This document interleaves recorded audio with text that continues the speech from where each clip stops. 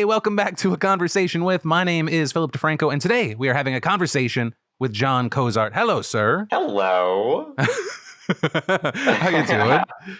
I'm doing really good. It's a lovely. Is it Friday? Oh my God. You YouTubers or you creators that don't have like a fucking schedule. Oh, I hate you. A lot of you live in your best life, even though inside we might be dying. Yeah, I'm just like twirling my hair. Like, is it Friday today? I don't know. I don't count anymore. I just live off the residuals of videos I made 10 years ago. That's what I'm doing. Well, I know that we were talking right before we started. I don't know if I added this. I'm very jealous of that. I'm very jealous of two different formats. One, yours, which is like just make really big, high quality stuff, and then it lives. And then I imagine, do you still, even if you don't post, I think your last video on your main channel is like over a year ago at least. Do you still get millions of views on your channel without doing anything? Yeah, not daily. I mean, No, yeah. but I'm probably sitting around 100,000 views a day. Still, that's solid. For a single white guy, just living in like I live below my means. It's like I'm doing fine. I still have a retirement account. I have savings. Like I don't have a Tesla or anything. I'm doing just fine. Like with what the money I make from that. So yeah, I mean, they still get a lot of views, and I haven't lost subscribers in mass really. So I'm doing fine. Well, and so actually, kind of on that note, for someone that is unfamiliar with you, Jon, who are you and what do you do? Right. My name's Jon Cozart. You could see me on youtube.com/paint. I make like parody fandom related, like acapella content, musical content. Like, that's as best I can describe it. It's like if you're into fandom, kind of like nerd culture stuff, you'll probably enjoy. If you were a theater kid at any point in your adolescence, you'll probably enjoy my stuff. I will say, so I love all that. I'm so disappointed that there's not like, you don't have a weekly channel of you just roasting people either in a regular stand-up format or in a sing-songy format. Because when you hosted the Streamys, I even though there were certain points where I was just like, oh, I can't be filmed laughing at this. I'm gonna turn away and just look at my wife. You just like murdered people that were some were previously seen as untouchable and then later proven not so much. But yeah, I mean, do you think that you'd ever do something like that again? Because I mean, honestly, that's some of my favorite shit. Thank you, man. I mean, it's an interesting question. I would love to be a stand-up. I just think my bar is a little higher than what I did at the Streamys. But as like a first venture into stand-up, I feel like I did very well for myself. And I was more scared, like nervous than I've ever been for anything ever. And that was like several weeks of just like anxiety ridden, like not sleeping, just being so scared. And so I just went into like this deeper part of me that was just like, I'm a truth teller. I'm like a freaking, I'm a truth teller. So the only thing I have to do is entertain people and make the show worth watching. Because previous iterations of the Streamys, I didn't feel like were saying anything, and therefore were pointless, absolutely pointless. And so that was my whole mission statement, and I went into it trying to do that. And then I ended up doing like something that people remember, which is so great. In terms of like, I think some of the jabs were definitely too far, but what do you think? It's fine. What are some of the jabs that you think went too far? I think opening with like a Shay Carl alcoholic joke was like horrible. Oh, wow. I forgot about that one. Yeah, that's what I opened with. And then from there, I mean, there were some other ones that the Liza Koshy, Lily Singh comparison was pretty brutal. And honestly, like the Shane Dawson one is the one that is like doing rounds on TikTok right now. Because, is it? Yeah. Because I like called him out for blackface, which is like something that he did in his past, which he's had since apologized for, but I just jumped on it anyway. And yeah, I feel bad with the whole way, like he's been canceled. I don't know where he went, but I feel like that wasn't cool. Cause I just feel like there's so much shit on my channel that like you could cancel me for. I could be canceled. Yeah. I mean, I think as far as like because for most people, I think when you talk about cancel culture, you go like, oh, well, for established creators, it just doesn't exist. Like there is like, you can take a hit. There is like, there can be a tarnish on your thing, but you're always going to have a core audience. And I think even with Shane, that's going to be true.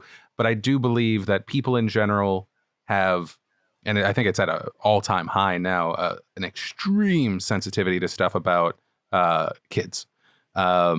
Right? Like any jokes, and then anytime like the jokes can be seen through a different lens. I don't know. I haven't even, that's one of those situations that I haven't even looked at in forever.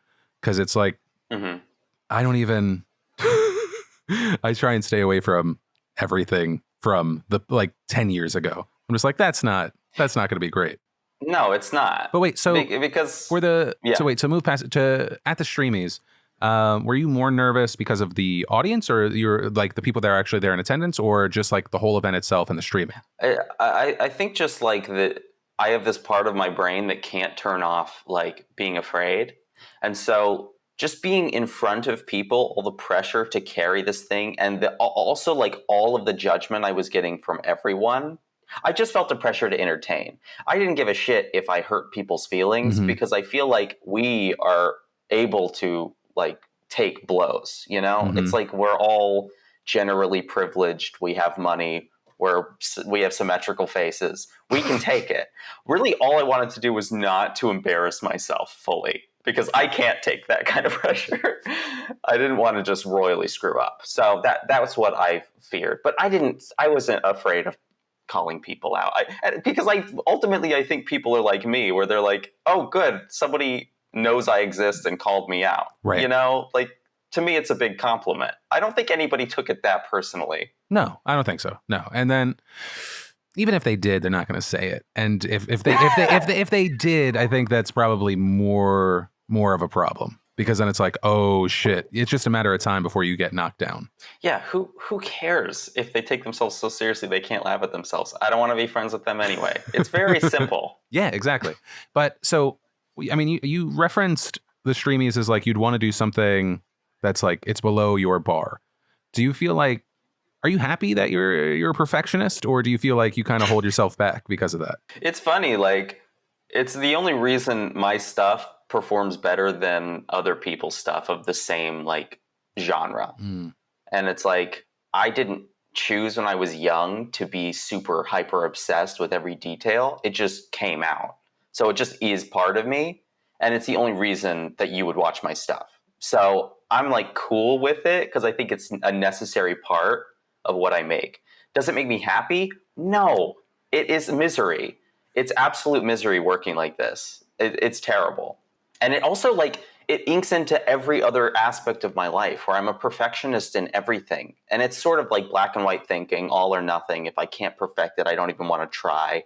And it leads to like a lot of like, just like a negative headspace where I'm just like, just living in this thing. Whereas like people, I'm very envious of like YouTubers who are able to work with a team. Because it just would be nice just to chit chat in work, even if you don't love the people you're working with. And a lot of people do love the people they're working with. But you know what I mean? Like just not working in absolute solitude all the time, because it drives me crazy. Do you not really ever collaborate with people? Not really. Not in like a substantive way where it's like every day we're meeting up. It's like a collaboration will take a week. And then that was the week of socializing I did. But is that something that you stay away from because you've had negative experiences, or do you find like other people just get in the way of the final vision? Like, what is it? Yeah, collaboration is difficult. You have to sacrifice your own ego at the altar of making something. And I hate that. How old are you, Jon? I'm 28. Okay, you still got time. you still got time to try and learn. I know. I ultimately know that like what I could make with other people would be better than what I can make alone. And I think if I just go back and watch the things that I thought were so good, and I'm just like, you know what? I could have made that with other people, but instead I chose to suffer alone. And then a lot of times the things I make, like they don't make any sense. And I don't know that until it's uploaded and 10 million people have seen it. And I'm like, oh, that didn't make sense. Or, oh, that was offensive. Or that didn't communicate what I wanted it to. And it's like, if I had somebody there over my shoulder being like, that doesn't make any sense, the product would get better. I just refuse to cede any part of the control. Right. It's a mess. I mean, could you ever see yourself like if, because I would personally love like if you had a dedicated place where there was just kind of an understanding that it's like you might get B minus Jon today. Like you might get like a TikTok, like you might get like just a random thought in your head. And I feel like without knowing you in any way and me mainly just projecting on you, I feel like you getting maybe some of the garbage out of your head in a way that would still be a passing grade and make you look good would be great. Maybe, maybe, or maybe you'd hate yourself completely and be like, why am I even doing this? If it's not perfect, nothing's perfect. The same as you said, you're gonna look at shit in like 4 years and go like, what the fuck was that? That's so stupid. Like, how many of your videos do you go like, that was a work of art? That is timeless. That is perfect. Well, none of it, but like the imperfections are what make it great. But I think that's different than just being a personality online. I don't know why, but that just isn't my thing. Well, you actually have you actually have like a skill. I just exist a lot. I mean, yeah. But that's the thing, like, I'm really jealous. I am jealous of people who could be just personalities online and have found a way to commodify just talking. I'm like, that's amazing. I'm like so jealous. But it's just not my path. Like, I can't compete in that way.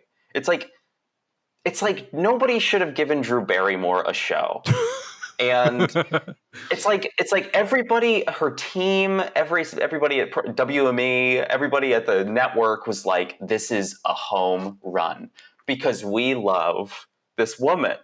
And then the Drew Barrymore show goes live, and it's a horror show. It's a freak show of a show. It's really cringy and terrible. And it's like somebody should have been like, you know what? You're an actor. You're really good at acting. You're a mom. You're a great mom. You're not a television show host. And that's what I feel like, like the same thing for me. I'm like, I don't need to be the personality, because I think I would put my foot in my mouth every time I spoke. And I just don't think I have a lot of value to add, to be honest. Okay, let's Jon, let's put it to the test. This podcast, if we talk about anything timely, it becomes a little bit of a time capsule. And the fun thing about this time capsule is we get to see how everything lands in about 10 to 12 days. What was your reaction when you saw that Donald Trump tested positive for COVID? I was playing video games. I might have been high because it's legal in California. Okay. And I was with my roommates, and my roommate watches basketball, and he had like this like basketball reporter like tweet that the president just tested positive for COVID, and like we started freaking out because I don't know, I was happy. Oh, see, this is going to be very interesting to see how this lands in 10 days. This is my theory. And this is a time capsule. Everyone's got one right now. So that's why I'm very intrigued. Yeah. Hope Hicks had it. She gave it to him. Everybody got tested. They're positive. It doesn't mean that they are symptomatic. It doesn't mean that they are sick. It just means that they tested positive for it, from the information I know. I don't know. You're the news guy. Is he sick? Well, so far I've heard, what was it? I think Meadows said, well, I'm trying to remember. I might get something mixed up. Meadows said, while speaking to reporters while having no mask, that the president was having mild symptoms as of right now. And oh, good. Oh my God! Look at you. You're unapologetic about it. See, I know you are this great centrist moderate, which is great. Many people would disagree with you now, but continue. I mean, but that's the thing. Like, being a centrist and a moderate is badass, because that is pretty extreme in our time, and I feel like you legitimately are. Not these days. I think I've definitely lost. How about that? I've shed a lot of my conservative base, just because I have this habit of playing the president's words back to more people and pointing out lies and stuff like that. And so that apparently reality is biased. So yeah, I think I've shed that kind of label to a certain degree. I think last week I kind of acknowledged, in an attempt to be as moderate as possible. In the past, I've made false equivalencies. I've kind of both sides of stuff that I said both sidesified things that were not equal. And so I think, yeah, I mean, there's just some topics where it's like, I don't know how you take the middle ground with, right. And so like with the Trump thing, like my personal reaction is like, I'm not saying good. I'm not tweeting out thoughts and prayers, because it's like, I'm just shocked that it didn't happen beforehand. And it is, I will say, it's like, I don't wish ill on anyone, but it is hard to have sympathy for someone that has habitually downplayed this, who has like mocked masks, who has completely gone against like his own CDC guidance. So it's like, for me, it just felt like an inevitable thing. If anything, I was more relieved that the people that have been taking precautions around him, that who knows, like if he was able to infect others at the debate on Tuesday, like as of right now. And here's the thing, like maybe Biden gets tested tomorrow and it turns out he does have it. Right now he's testing negative, right? You don't know, but it's the same thing as like those TikTok fuckboys. Obviously completely different thing, because they're not leading a nation. But it's like, I don't care if, TikTok fuckboy or Tana Mojo gets COVID because they're being ridiculous. I don't care about them. I care about the other people that they deal with, that they're still going to restaurants, or I don't know if they've changed their habits at this point, but those are the people that I'm sensitive to. Yeah. Yeah. Did you see the pictures of all of Trump's constituents at the debate? They just did not wear the masks. See, they just weren't the masks. I hadn't seen it, and then I saw the reporting after it came out that Trump had it, and then all of a sudden, it was like, what was it? The Pences don't have it, and then it's like, oh, the head of the RNC has it though, and I mean, who knows what the next few days? I mean, that's why this is like a weird time capsule thing. Yeah. And I genuinely, I don't know what happens from here. But did you say you have a conspiracy theory? You have a theory? Or it was just that Hope Hicks had it and then he got it? Yeah, I don't have any. I don't indulge in conspiracy thinking because I think it's ruining everything. So I actively fight against anything that feels conspiratorial. Yeah, but I think that's the thing, is I've seen a lot of people that I would see even like are pretty even keel, are pretty above the board, going like, is this real? And I think that, and that's the thing, is like, it is a person that has habitually lied. So a lot of people, I think the brain goes like, okay, how could this serve him? How could this be the thing that everyone says is like 4D chess? I'm like, or it's an old guy who's constantly traveling, who doesn't have his mask a lot and not social distancing, and maybe he just got it. Like maybe that, like his whole brand is like, I'm so strong.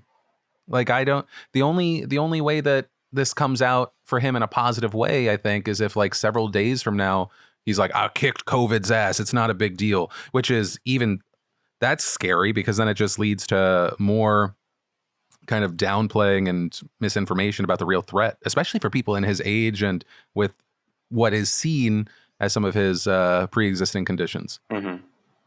I mean, yeah, I feel like the tenor of his lies are different than him tweeting that he had tested positive for COVID-19. I feel like that lie would be so egregious and too premeditated to be Trump. I just don't feel like he has that in his brain. He's not playing 4D chess. He's really going through like by his gut. Mm-hmm. I can't imagine him premeditating this in some kind of conspiratorial way.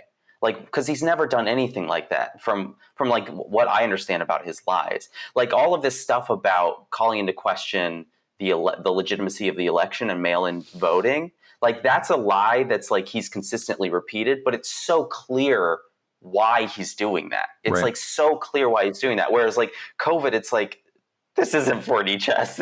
I don't feel like he could benefit from this hardly at all politically. No, I mean, that's the thing, because I've seen people going like, oh, maybe he'll get the sympathy vote. I'm like, I don't know, because he's downplayed it so much. And we have what? As of today, 208,000 dead Americans. And that's like the official number that we know.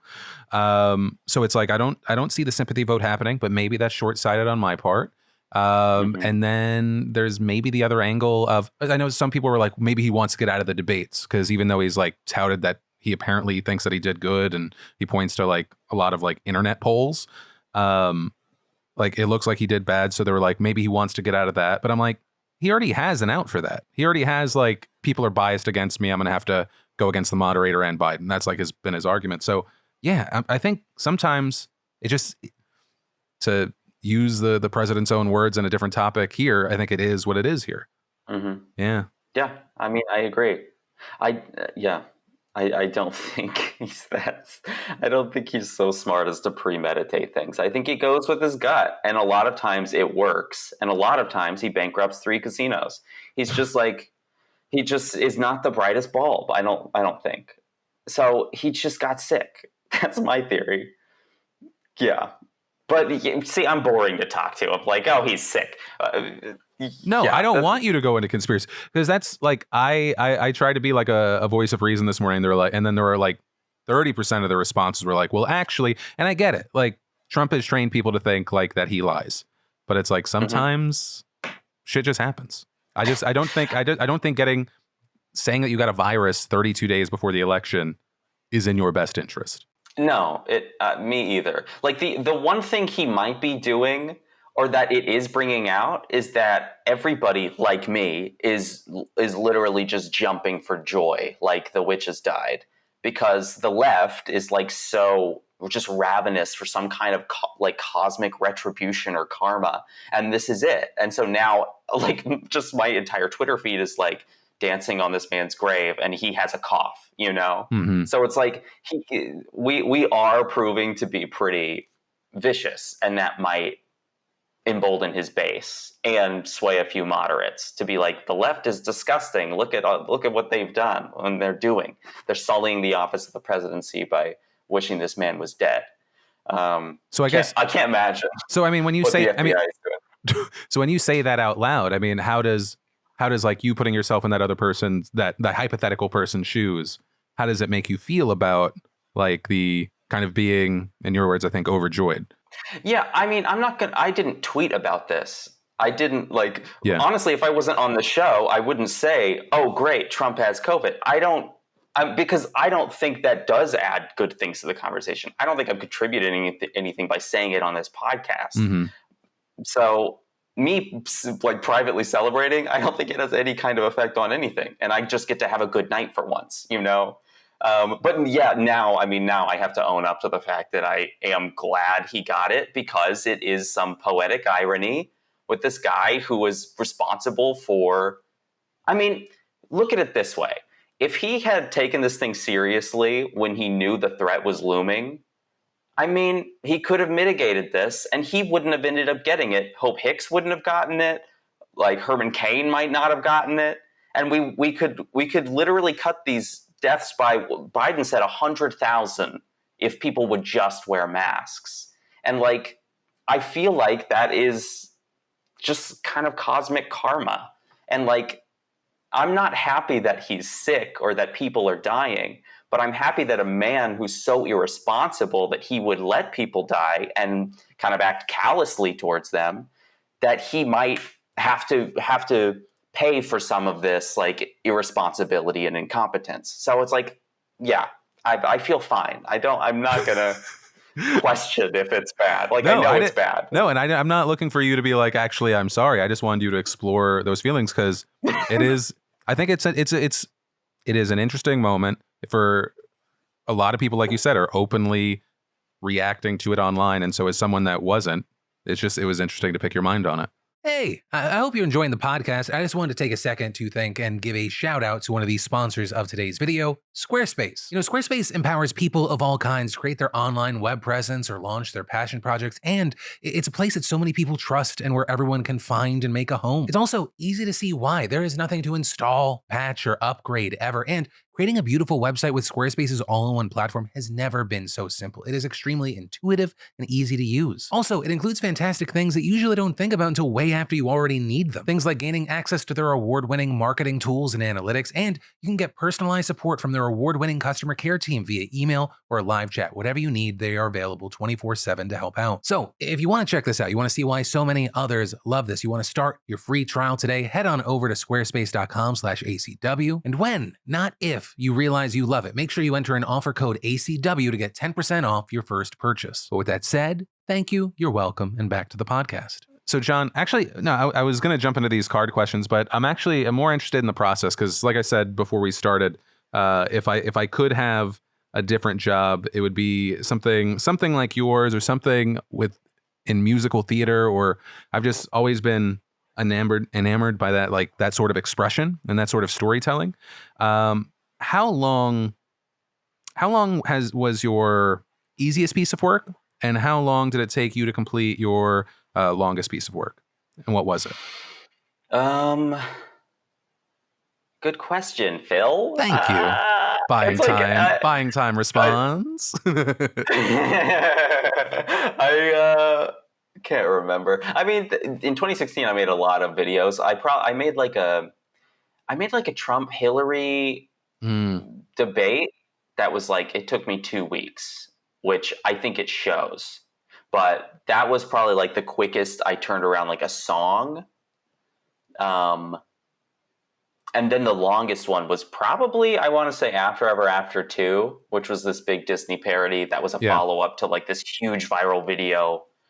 And I made that in college, and I would just, I don't know how, like one summer I literally sat down every night just recording a cappella by ear until I had this like 4 or 5 minute long thing. And that took all summer to just record the audio. The writing of it took like a month. And then recording and everything. So that probably took about 6 months total, like on and off. But it's like, yeah. That's more stressful to me. That's more stressful. Because here's the thing. I go through a week, right now that's 4 shows.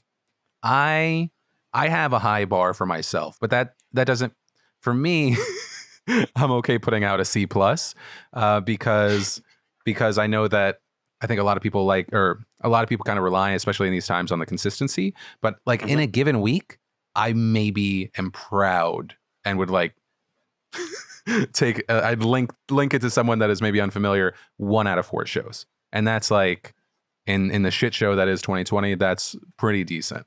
Yeah. I mean, yeah, it's to each their own. It's a different type of content. But it's just like, because I can recover from it. Because like, what if you work on it for 6 months and it just never gets there? That's horrifying. Yeah. I mean, that's the thing. They are all of a similar quality if I work on them for that long. Okay. So I know ultimately if I work on it that long, I trust my taste enough to know it's not going to be a nightmare. And that's the difference between like me and a filmmaker or somebody who like works on something for a long time, then makes it and then releases it.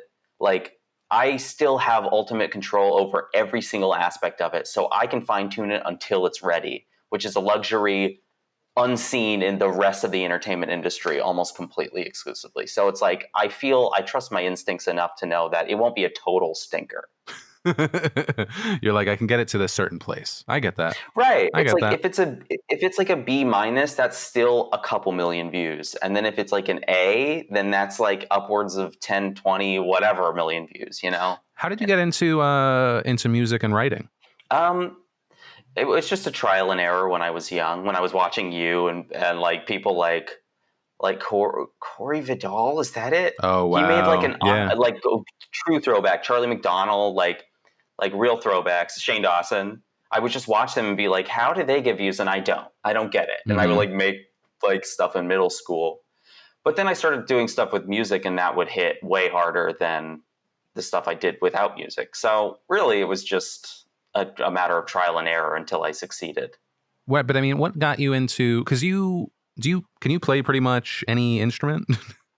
No. No. Okay. No. I don't know why I had it in my head that you were like, because people like me usually are geniuses, but I'm not, you know. It's like I'm truly a jack of all trades, but like not in terms of like proficiency on an oboe, you know. That's never going to happen. But I mean, like, can you play piano? Yeah, not well. Okay. But I practice all the time, but I can play piano. And did you just teach yourself? No, I took classical. Obviously, I'm a perfectionist, so it's like I took the classical stuff when I was in elementary school. And what's something that, because like we talked about at the beginning, because you do spend so much time on videos, and on your main channel at least you haven't posted a lot. What do you want to be next for you? I've been working on screenwriting, Yeah. like narrative. I've been doing that for a couple years, honestly, trying to figure out if I can do that. And it's hard. It's much harder than making videos. So, I mean, that's what I've been trying to do. And it's just a totally different study of, of trying to like synthesize human emotions rather than making commercials. I feel like a lot of the stuff I make is so commercial that you don't have to think about it even. It's just jokes and it's parodies. So the hard work of writing is already mostly done for me before I even start a project. Whereas screenwriting is like a totally different animal. And it's hard. I can't even imagine. When I was much younger, I would always try. It would just be like a story because I was like, I want to be an author, and I'd always get 30 pages into something, and I'm like, I don't know why I'm doing this. I just stop. Yeah. I'm like, I don't see where this is going, and like, I'm not trained or I didn't have like a mentor to talk to about like, and this is how you work through that or anything like that. So I did like most everything else other than telling the news, and I was like, and I guess I'll just never do this again. I'll just remember it fondly. I'll talk about how I wrote poetry for 3 years straight and then just stopped. Because I was just such a sad boy in high school. Yeah. I'd write poems. Not about like That's so cute. It's so sad. What? Where are those? Where are the poems, man? Oh, hope to God in a fire. I hope that is in a similar fire to. I remember oh my God. There's this one like photo that is burnt into my head. I don't even know where it would exist, but it's like me next to me with orange hair because I tried to dye it with a upside down visor in front of my yellow Ford hatchback. What was it? Oh my God. It's just a sad moment of like, okay, this is what the early 2000s were. It was like, yeah. It was You're like a character from Crazy Taxi. Yeah, it was that PS2 game. Yes. That's so great. All right. Man. Jon, I'm gonna switch to this card game. This is meant to learn more about you and potentially make us friends. Oh my gosh, cute! I'd love to. I need friends, Jon. All right, I'm gonna start off. What do you value most now that wasn't the case before? Definitely. Oh man, probably best friends, like close friends. No, yes. Wait. Why'd you question it? What was it going to be? Really, there's this like hierarchy in my brain where I'm like best friends, but I actually like this thing more, and I'm just wondering what I value most that I don't. But that's just crazy brain speak. No, close friends. You know. And how many people would you say that you consider close friends? Like 2. That's maybe. Good. I think that's good though. Whenever anyone's like, I have 12 best friends, I'm like, no, you don't. You don't. You have 12 people you kind of hang out with. You have 12 people in a group chat. Yeah. But yeah, it's different. I mean, you're married, so you know what it's like to have someone there who literally you are as bad as you've ever been with them. They've seen your true lows. And so it's like once you've been that vulnerable with someone, it's a different level of something happening where it's like the connection we have is like, I don't have any affect with you. I can be 100% myself with you. And that's very rare because taking care of somebody who's like being an asshole or being unkind or saying they don't like you or like pushing you away, it's hard. It's like, it's like a benevolent act. So like having people in your life who can treat you well, even when you're being that, and you can do the same for them, it's like very special and like very valuable. Yeah. No, I mean, I think there's definitely that deeper thing. And then just having witnessed the last 10 years on the internet, it's hard for me to get close to people because then inevitably, like every private conversation you ever had is just like blasted out. And you're like, oh. So yeah, I was like, I don't want that for me. And so it's this unfortunate thing that I think it's this unfortunate thing that like results in me like pushing people away. And like, so yeah, like the friends that I have are people that I'm like, oh yeah, I've known them for 10 years. And so it's hard for me to actually find, or like when Like, I'll be like, oh, me and this dude, like, we just get along. It's great. But I don't find myself going like, and I gotta keep hanging out with that guy because I'm just like, it's the same reason like I don't even know why I would go out to like a club anymore. I'm like, what is the best way this is gonna end? I'm like, I'm set. I'm good. I'm gonna learn a new skill. I don't need another friend. But wait, that's good. For your friends, like how long for the people that you consider best friends, how long has that relationship been there? Since like high school. So like real old school. Yeah, I feel like especially for a number of people in this industry, that's like often the case. It's like people that before, but also I was going to say people before you got notoriety, but when did you kind of get your big first pop? Like my freshman year of college, basically. Okay, so yeah, they were there before that. Yeah. But I was like in my high school, I was like a hot shot, like the theater guy who was just totally obnoxious and like the star of the show, you know. So it's like, were you when you say hot shot, like theater guy, was that like everyone's view or was that yours? I mean, I was at the top of the cast list, you know. It was like there's literally a hierarchy right there. Number one, I am Atticus Finch or whatever. Mm-hmm. But we didn't do To Kill a Mockingbird, thank goodness. We didn't have enough black people, but but that's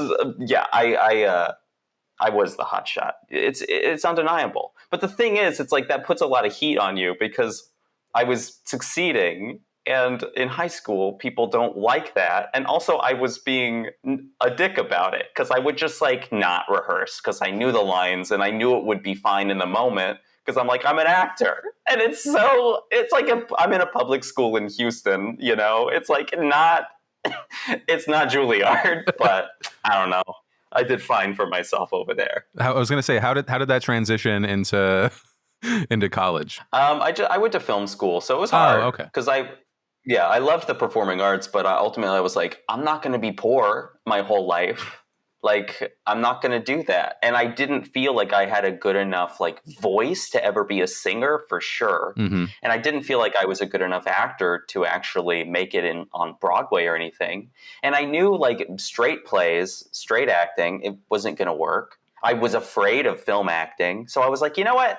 I'm going to do this movie thing. Because at that point I was making a couple videos.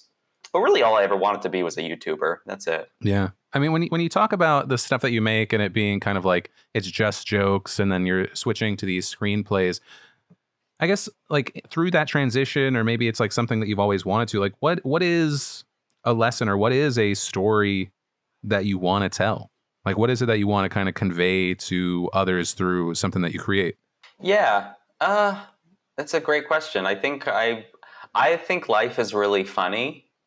So that's really all I want to do is like find moments that I can dramatize that speak to people in both a way that makes them laugh and makes them feel things.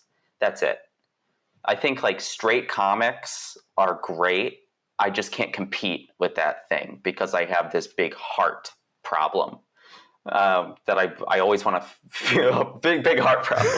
No, I like to feel things with my media that I consume. So like that's kind of what I'm going for is like little moments that are kind of universal and very specific at the same time. That's maybe a little too broad, but like that's the story I want to tell, like personal. Yeah, I get that. Yeah. Okay, question for you. What is a mistake that you've made that affected your life for the better? Probably, definitely like my first relationship in college was so bad and so messy and we just hated each other and we stayed together for like a year and like we just drove each other nuts. We were psychotic. And like ultimately when I got out of that, I was still this big dick, I felt like. But like several years after the fact, like she still comes up and like she really humbled me and made me really consider like who I am and you know how I treat people. So like that's maybe too vague, but no, I mean that first relationship, like is there like a kind of a specific thing? Because it sounded like in high school you have this big head. Maybe you maintain that in college. I mean, are you saying like the reason things didn't work out is because someone was actually calling you on your shit and then like you kind of later realize it, or it's actually more complicated than that? It's a lot more complicated than that. I would say like I do tend towards like as like a lot of perfectionists do. It's like sort of like a narcissistic personality or a loner, an independent person, and so getting people around me that like really want my attention was like something that like both intoxicated me but also drove me nuts and exhausted me. So like you have to have this perfect storm of a person coming into your life who's like just the right balance of like needy and vulnerable to where it's like we're just this hurricane like duo. And like she pushed me further towards like a narcissistic personality, and I probably pushed her further towards like psychotic. So we would just spend all this time together, and it was not healthy. We didn't have like another like a third party looking at who we really were together to be like, hey, this isn't healthy. Y'all need to work on this thing. You're doing this to each other. You're like gaslighting each other, all this stuff. Yeah. And so like by the time I got out of that, I was running for the hills, just like ready to move to Antarctica to get away from it. But like looking in retrospect, like it totally humbled me thinking about like the type of person I was. And it also like helped me to reach out to people, to be a little more mindful about how I'm treating people, and also not to put up with people's shit, you know? It's like people can manipulate you emotionally, but they can only do that if you allow them to. And so that was something I learned too. So it was like a huge mistake technically being in that relationship, but it was like the biggest lesson. I learned the biggest lessons. Do you feel like those lessons have helped you in relationships since?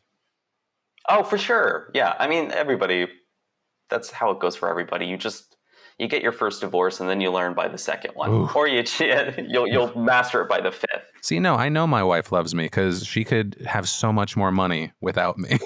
Because I was like, you know what? I need to get the government involved in this relationship. And then we did that. It is interesting when you say kind of like the relationship, like the person you're with has seen you through those lows. Like I'm very thankful because I feel like, and I'm sure plenty of people say this and when they're trying to like score points and shit, but I feel like without a doubt, I would be a much shittier version of myself if I had never met my wife, because she was kind of the reason I was asking about like, did it blow up because someone called you on your shit? She was one of the only people in my life that is, other than like the two friends that I consider really close that have ever like called me on my shit. I remember, I think it was like a year into blowing up on YouTube, and I was still trying to use my college discount at an Apple store, and they were like, no. And I was like, just do it. And then I remember, God, this has to be like 12 years ago. Just 12 years ago, I was like, he doesn't even know who I am. Like he's acting like this, like I'm not a big deal. And I was like, and she was like, you need to shut the fuck up. Like you're being an asshole. And I was like, gosh. And I was like, oh yeah, no, okay, I am being an asshole. And so Queen slay. But that's the thing is I can see how people, especially now with the meteoric rise, like being big back then was like 200,000 people. Now it's like, that's small. Imagine, like the ego that you get when you have 50 million people on TikTok. Which is crazy to say, like, that's not even like the most subscribed person. Like that's, are you serious? Like, yeah, I think like I don't know. Charlie D'Amelio is somewhere between 70 and 100 probably. Oh, I've never heard of that person. Charlie. Well, that's what I love though about TikTok. Like that's the truth for YouTube as well. That it's like there can be these massive creators that have like 6 million views a video, and you're like, who? But especially on TikTok, because it's like when I didn't have an account, I constantly got all those people that blew up.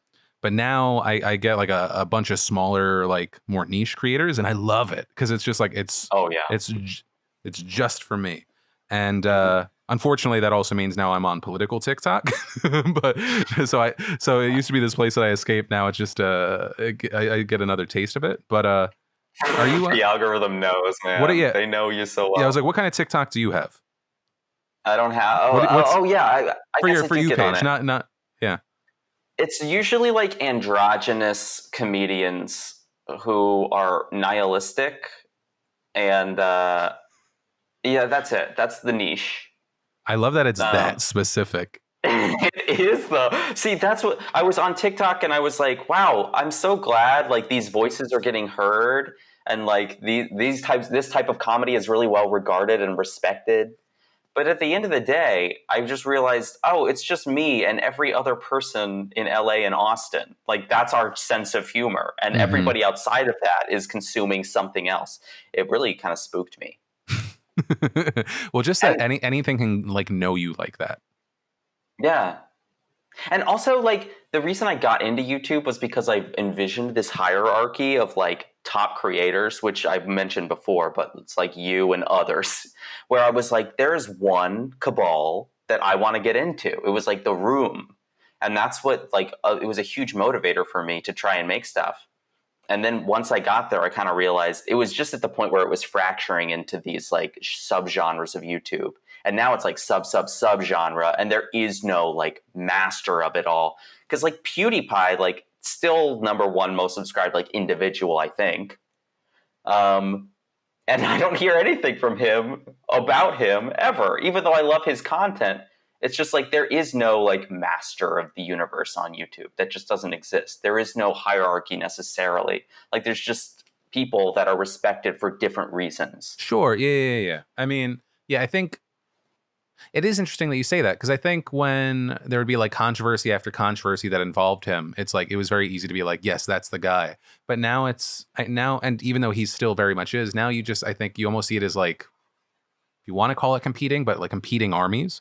Like there's just everyone can be massive, right? There's there's a Mr. Beast who gets 16 million average on like a video and then can just make a second channel and it does just the same. Like you don't ever see that. So I would almost say like if you said there was like there are like several faces, like those guys I think would still be up there. But it is interesting because it's like just these land masses of people that you might not be aware of. Yeah, that's the thing. It's like the Twitterverse is one version of human beings and how they react to things. And it's like everyone outside of that is different from that ecosystem. And so you could technically get a large group of people to go and do anything that they see as just or righteous, but that doesn't mean that it actually is or that it'll have any kind of effect. It's just two, warring factions. And that's like a big problem with like finding the truth in all of this, is that people really do feel like they understand the world, even though if you hold it up to the light, most of the things they feel or think are actually baseless. Yeah. And it's like, when are we going to get in a place where we have a collective imagination? It's like, that's leaving us. Yeah, I don't know if that is. I think everything is so fractured and bubbled, right? Everyone's so disconnected. Like everyone's reality is different. Like one of my favorite things in the past, it would have been my least favorite things, because I used to be like, oh, someone doesn't like me.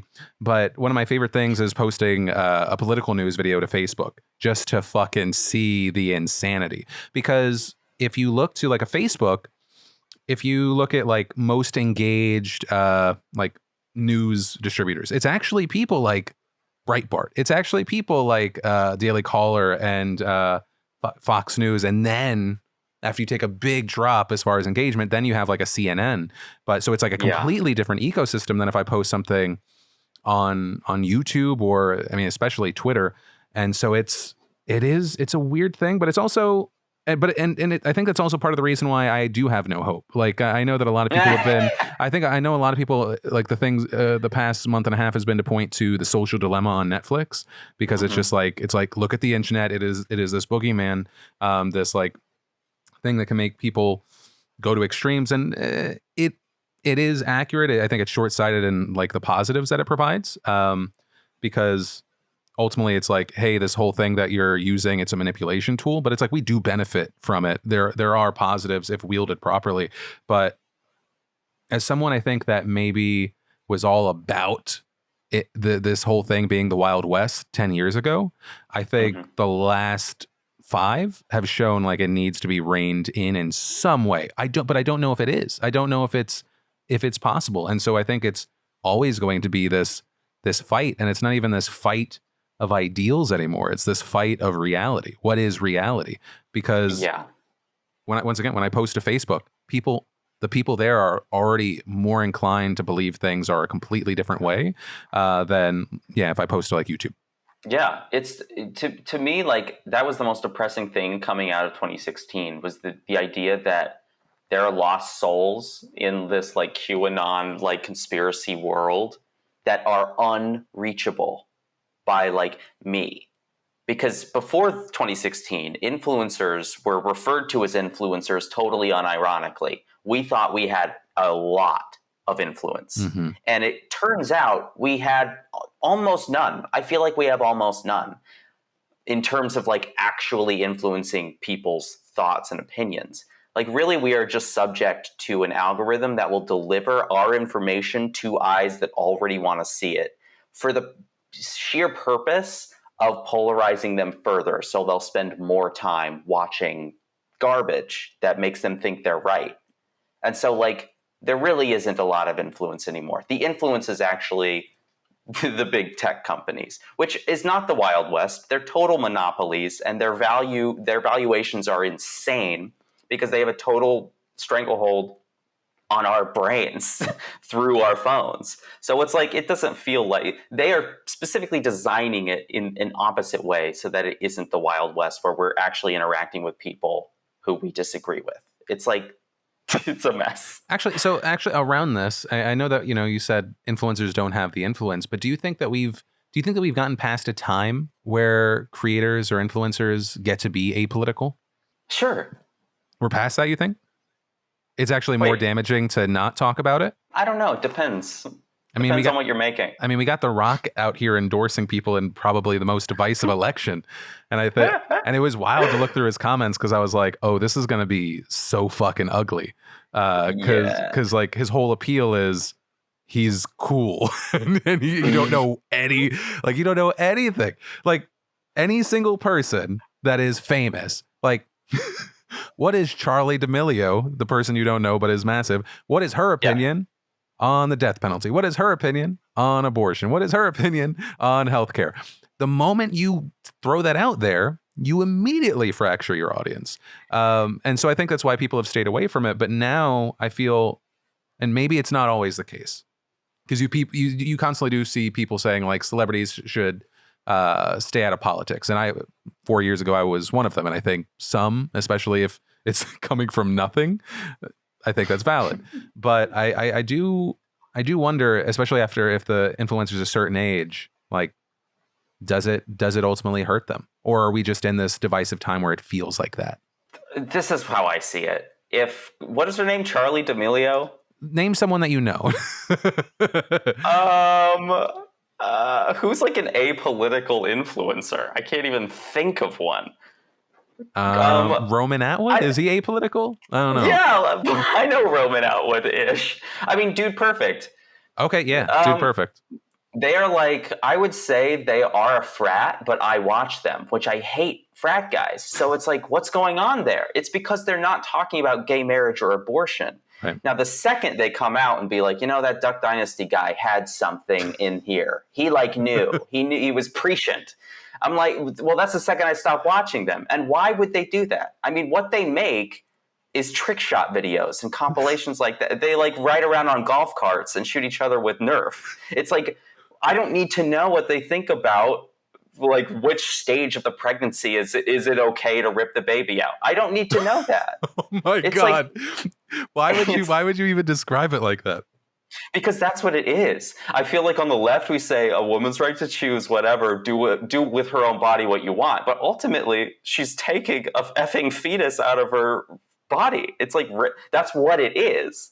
So we've desensitized ourselves to the reality of what that is. On the right, they're like, the second the egg hits the thing, that's when Jesus decided to lay his beautiful hands on it. And so it's like, I think we should be able to call it what it is. And it's abortion's pretty ugly. That's a very Louis C.K. standpoint. Obviously, like, he made that joke several years ago of just like, he's like, I think you could do it, but it is Yeah. So we should be able to have honest conversations about what it is, I think. But does Dude Perfect need to have that conversation?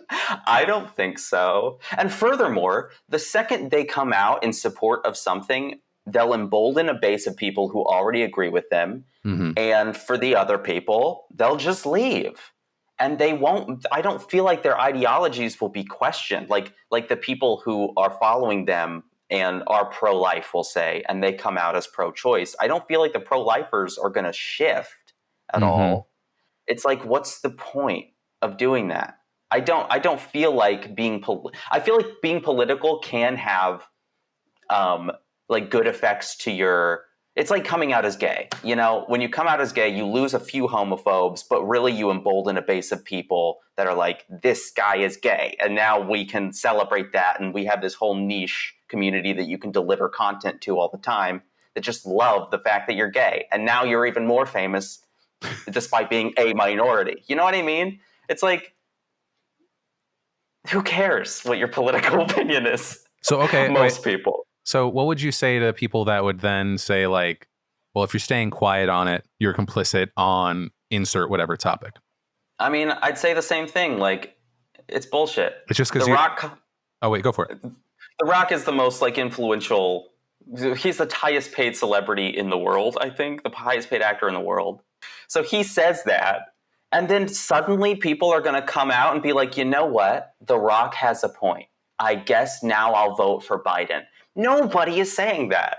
The most he can do is encourage people to get registered to vote and to vote. But just saying, supporting a candidate, I'm like, Beyonce came out in support of freaking Hillary Clinton. Literally the whole cabal of the Hollywood elites. Jeffrey Epstein was like, let's go Hillary. You know, everybody across the board. And she still lost by a landslide. She lost in the Electoral College.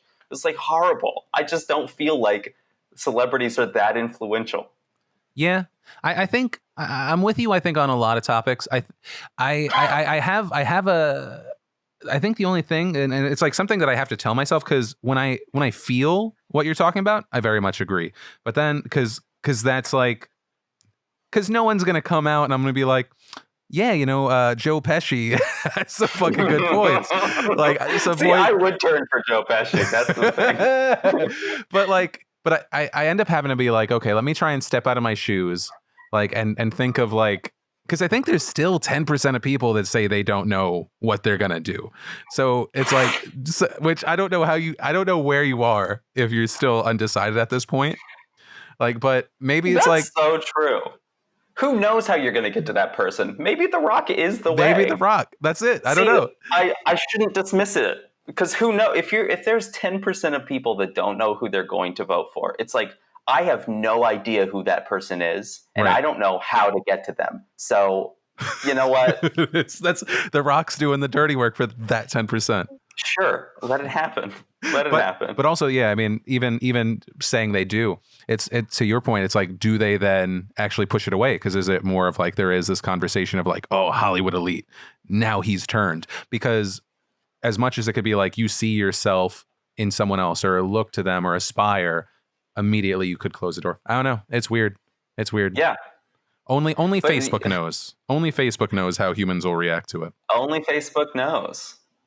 Yeah, that's it. Hey, it's me again. I'm just interrupting with another quick shout out for one of today's sponsors, Caviar. Let's just be honest, some days aren't cut out for cooking. From a Friday when you just want to relax, or a busy Monday where you need to make your day just a little bit easier. And that is exactly where Caviar comes in. You just download the app and get local restaurants delivered right to you. And Caviar is all about great restaurants. That's why you'll find the best spots in your neighborhood right when you open the app. They even have local teams dedicated to finding the best food in your city. And with collections specialized by these amazing teams, it is super easy to find good food for whatever you're feeling. Also, maybe you're looking for something that's not dinner. Caviar can also help you get ice cream, late night snacks, breakfast, a healthy lunch, and more. So yeah, whether you want pizza, sushi, dim sum, falafel, whatever food that you are in the mood for, get the Caviar app, get delivery, get food you want. And fantastically, for our listeners, Caviar is giving you 20% off your first order. Just enter the promo code Phil at checkout. That is 20% off your first order with promo code Phil. Once again, just download the Caviar app, use offer code Phil for 20% off your first order. But with that said, thank you, you're welcome, and back to the podcast.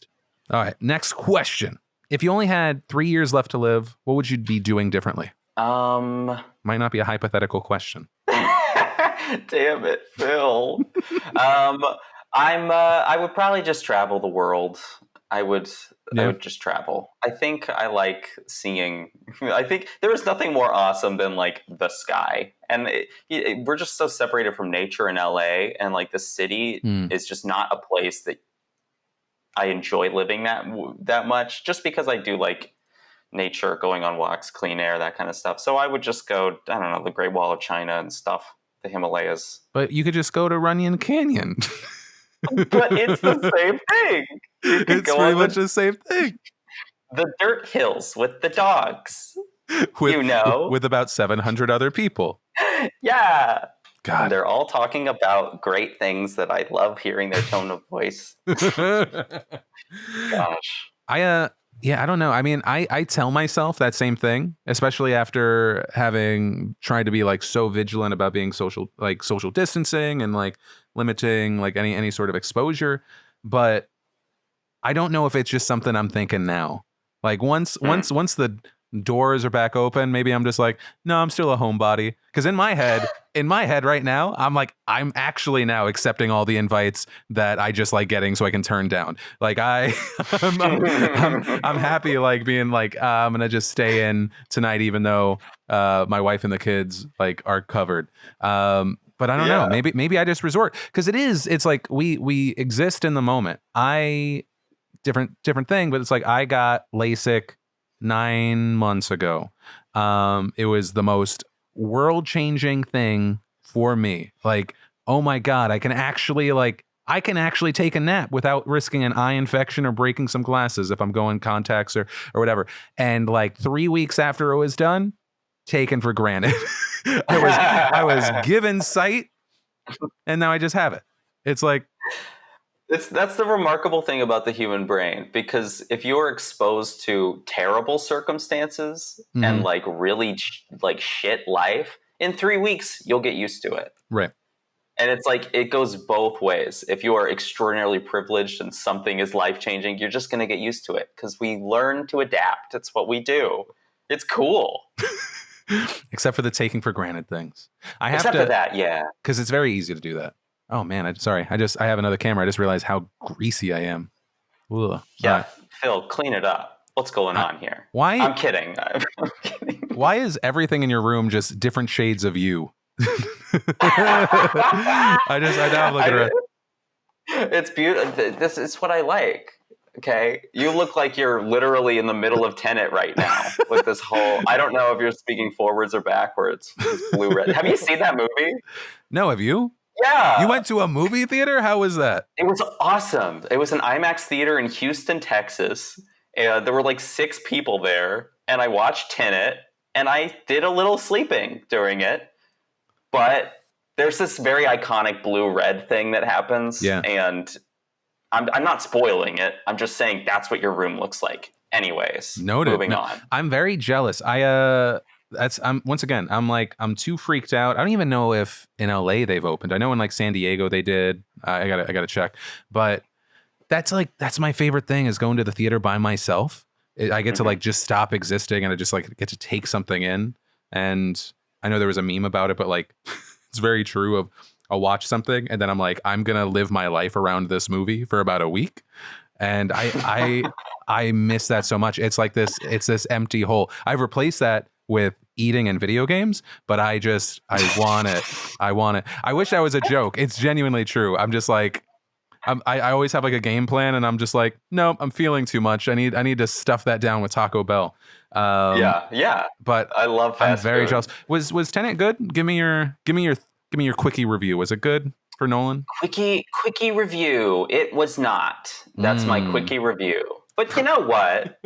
It's like there's still valuable things in there. I just feel like he could have used his brother to help hone in on the story. But like the whole concept was very cool, and a lot of the things he was doing visually were like truly amazing. But you know what the problem was? I was just totally lost. I had no idea what was going on. That might have been the mixing in my theater too, the sound mixing, because I couldn't understand. I've heard that there was, maybe it's one of those movies you watch back when you have it at home, so you can actually have subtitles on. Yeah, I feel like if you're in a movie and you're thinking other things than what's in the movie, then it's not good. And that's really my only measurement of like, is it good or not? It's like, did I forget that I was conscious? That's it. And for Tenet, it was the opposite. I was like constantly conscious. I was like, Robert Pattinson is mumbling. Like, speak up. Like, literally speak up. So it was just very frustrating to watch. I always have this love-hate relation. I think all my biggest fights with friends are about movies. One of the biggest blow-ups I ever had with a friend was, and I actually agree with him now, was after the finale of Lost. Finale of Lost came out, and I had marathon through every season until the last one, like right before it started, and so I was like very invested, and everything was so fresh. And it came out, it was universally panned, and my buddy, who's a director, shit all over it. And I remember, I ended up having like this screaming match with him, like apparently because I helped like fucking direct the series. And I was like, what have you done that's even close to the quality? Like straight attack at like who he was. And then, but I think, but then I realized afterward, it was just, I just wanted to like it. I didn't even like it. Like I didn't even like the ending. But yeah, that's the thing that's the thing. Friends. And then second to that, actually being able to go to a movie and then go into a restaurant. So I know that restaurants are open, but people fucking freak me out. If I come across a person I was not expecting, I act like I just like a fucking dog is loose on the street. It's not a good look for me. I get really nervous. No. And honestly, that's fine. I don't have any opinion. No opinion there. Okay, wait. Maybe you have an opinion on this though. What is a personality trait that you wish you had more of, and why? Oh no, just one. See, the issue is like, it could be multiple. It could be multiple. Yeah. Yeah, I feel like I wish I was a better listener, which I know is a skill, but like some people are just so good. It's like, I wish that people were just kind of drawn to me and could just spill their guts. I don't know what quality that is, but like I chalk it up to being a good listener. I like that.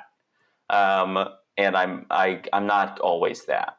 So I just wish people could chill and be comfortable around me more so. More comfortable? So, yeah, more comfortable. Yeah. So that's a big one. I don't know. This might be very specific to me, but I feel like it's universal. And every time I come up against people who don't feel this way, I'm like, you're psychotic, which is probably the reason that I don't possess the quality that I'm trying to attain. But I'm just like, a lot of times I'll just be speaking to someone and I'm just like, I know you're not here. You're not like here with me. And it's like, I wish you were. You know? I wish I was like valuable to you socially. That's what I feel. Valuable to you socially? Yeah. Just like I wish they were getting something out of this. So I was going to say my number one way of getting away with not actively listening, because I very unfortunately have a very scattered mind. And it's weird because it's like if I'm doing like a podcast, especially one over fucking Zoom, or I guess we're using Skype, I don't really implement it. But it's just repeating. It's like two things. And every time I do it, it's like people feel like very involved in the conversation. Just repeating the last thing that someone said in a questioning tone. Yeah. Right. So it's like, oh yeah, I feel alone. And then saying it sounds like, and it sounds like a lot. It's like, it sounds like that's hard. And then, wow, I have to write this down. Yeah. So if you want to just, even if it's, I personally, I think you actually trick yourself into listening more because all of a sudden you're like, I have this task and now I'm actually active listening because I'm waiting for the end of their sentence rather than like, wow. And you're already kind of like predisposed to do something there. But yeah, it sounds like cognitive behavioral therapy almost, where you're like paying attention to your thoughts and you're like, wait, I'm scatterbrained, I should be listening. And then you bring it back by being like, by listening. But it's something I need a little bit because I'm scatterbrained, but also because for the first 20 years of my life, I was just extremely awkward. Like I didn't really learn interpersonal skills until I got a job as a server. And I got to like learn how to talk to like staff, or, you know, like, because actually it's like, oh, we're on a team and we're all working together. And then more specifically though, with customers, because it's like, one, I want you to like me, and because two, I want your money. Yeah. Oh my gosh. Literally a cash incentive to be sociable. Yeah, exactly. That's so badass. I always wanted to be a server. That was what I wanted to do. But they be a waiter. But they kicked you out of server school? No, I succeeded on YouTube. And I decided I wouldn't go to Olive Garden. I know. Now, wait, have you ever had a like a regular job? Yeah, I worked at a movie theater in high school. As a like just an usher, or did they rotate there? Yeah, they were rotating us around. What theater? It was called Santikos Silverado IMAX Theater in Houston, and it's now Regal Cinemas, which is much, much worse. Oh, so they sold it to a different monopoly, and Regal can suck a dick. I used to work at Regal. Oh no! Yeah, that's why I was asking, because I was like, because there was a time before I made all my managers hate me that I was like, I could become a manager here, and this could be. And my buddy, had the same mindset, but he didn't fuck up a lot, and he actually, I think he might still be a projectionist now. He worked his way up, but yeah, the projectionists are such badasses. They're just like cool. They're just like, don't bother me, I'm projecting. I like that. It's like you could you can always tell like who is a cool usher. Like who is gonna let someone come in with like a 20-piece from Popeyes, and like, or like who is gonna like actually like care if someone was hopping movies. Yeah, I don't know. You can. Usually, if they're like nerds, that you think they'll be sticklers, and then if they're like, because at Santikos we had to wear white button-up shirts with ties, and so like some of the guys would come in. I know. Some of the guys would come in like with like they would like flare it up, you know, and you knew they were cool. But then other guys would just have the thick rimmed glasses, and they're like, I'm sorry, you can't bring that in here. And it's just like, they're just like walled off. Like, I don't make the rules. I don't know. Drinking the Santikos Kool-Aid. Totally lame. My least favorite job there though is working the front where you had to ID people. That was a nightmare. Because it's like, especially because there's like it's like same with I think anyone in like any sort of service industry. There's a way you act act normal, and then there's the way you act when you're working with like a manager. And so like you'll see someone that's obviously in their 30s and they don't have an ID, and you're just like, I'm sorry, man, you gotta go home. Like, man, would you send them home? If my fucking manager was there and I was gonna get, because they were insane. They were, and it's like management. It's not like he's buying drugs. he's going to see like fucking some like Titanic for the 12th time. America's crazy. It's like it's crazy what we consider like not good to do. Like you can't let kids into a bad movie, but it's like we do all this other shit where you're like, sure, adults can bring guns here, but kids can't watch the movies. It's like, what is wrong with us? We're psychotic. We can't see like tits.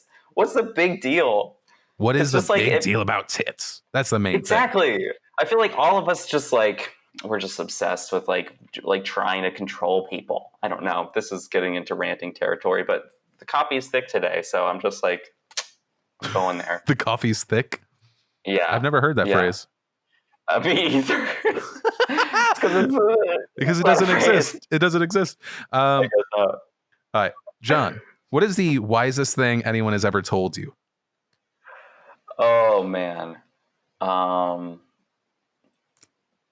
no. Phil, this is terrible. What? I don't know. Oh, you don't know? Okay, I thought you were like it's actually I was reading Mein Kampf for school, and oh yeah, no. The wisest thing anyone ever told me. Anytime a character says, there's like an old character in a movie just says, "Have as much sex as you possibly can right now," I just take that to heart, and I don't think it's good advice, but it is for me. So that is the wisest thing I've ever heard. Is just, but it makes you think about like, what are the things I can do today that I will be 0.01% worse at tomorrow, and that'll be like what happens until I'm dead. And like, I think about all of those things, and I try to do as much of that as possible, even if they're hard. And that's been like a good philosophy. Okay, wait, can you give an example? Sure. I mean, sex is a good example. It's like I am objectively worse at sex at 28 in a lot of ways than I was at 22. How so? How worse? I think I have less patience, and I have the stakes are lower because it's happened so many times. I'm a big slut. Well, yeah, it's not this like it's not on this pedestal. It's not this like aspirational thing. It's like you've played your games. You're a vet. Right. Yeah. Right. It's like the territory has been explored. So I kind of know what'll work at this point. And it's like in the not knowing as a younger person, you can read people more. It's like, I don't know. So I'm like trying to like figure out someone like a Rubik's Cube. And like that it ultimately leads to like better connection when you're younger. But now I feel like I'm objectively worse. And also just like, go for it. No, go for it. Yeah. I'm just saying, like, also physically, like, I'm just like, I'm not as fit. Like, I'm not as fit. So it's like, I can't do as many, like, pretzels, you know? It gets a little lazier.